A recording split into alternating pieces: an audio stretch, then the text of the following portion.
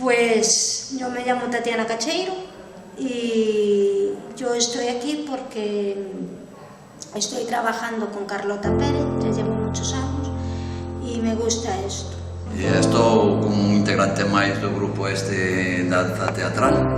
Eu me encargo concretamente de ser el malo, el dictador.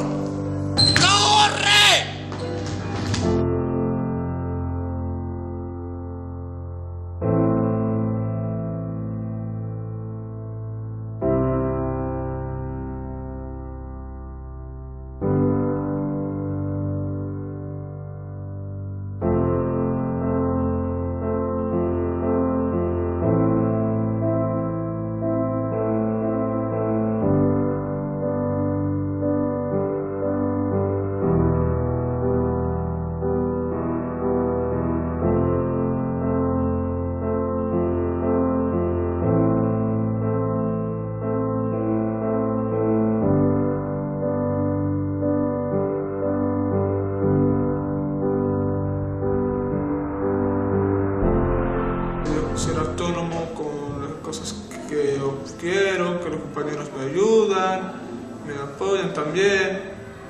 Estoy feliz también por eso y veo que es una nueva experiencia, porque a mí antes el teatro y eso no me gustaba.